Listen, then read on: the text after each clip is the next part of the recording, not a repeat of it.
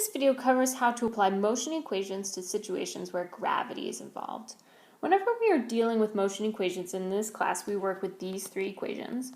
And whenever we are talking about motion equation problems that deal with gravity, we have to take into account that all objects accelerate towards Earth at the same rate.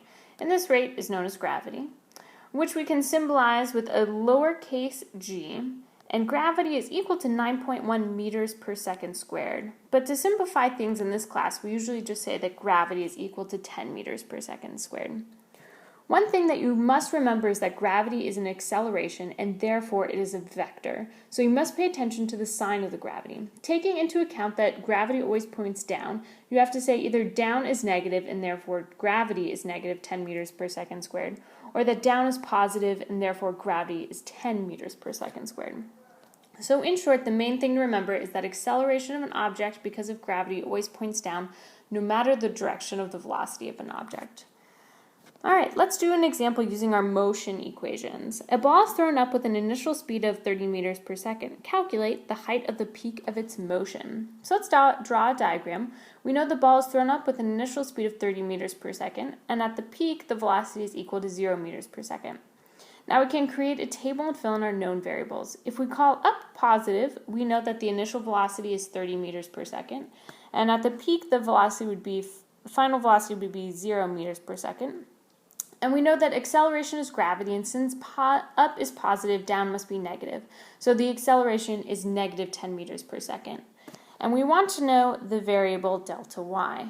You may notice that all of the equations have time in them, so we must calculate time in order to calculate delta y.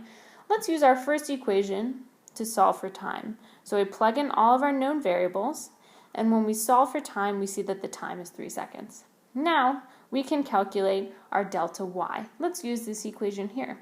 We fill in our knowns and solve for the unknown delta y, and we see that the peak height is 45 meters.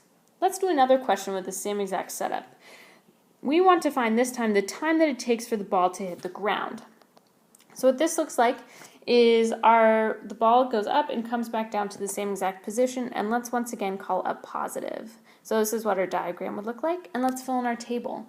We know that the initial velocity is 30 meters per second, and that delta y is going to be 0 meters. We know gravity is negative 10 meters per second, and actually we know that the final velocity is 30 meters per second, or negative 30 meters per second. And the reason why we know this is because in physics, the velocity of an object at any given height is always the same speed, but can have opposite directions. So at the same point, it's always going to be the same speed, but going up, it's going to be positive, and going down, it's going to be negative. Perfect. Now let's solve for this variable using our first equation. So we're going to plug in our known variables and solve for our unknowns, and we see that the time here equals 6 seconds. Great. Now let's do one last problem. We now want to calculate the height and velocity of the ball after 4 seconds. So let's just fill in our table here. We know the initial velocity is still 30 meters per second. We know that acceleration due to gravity is negative 10 meters per second squared. And we want to find all these variables at time equals 4 seconds. So let's solve for velocity first using this first equation. We fill in our known values, and once we do the calculation, we find that the final velocity equals negative 10 meters per second.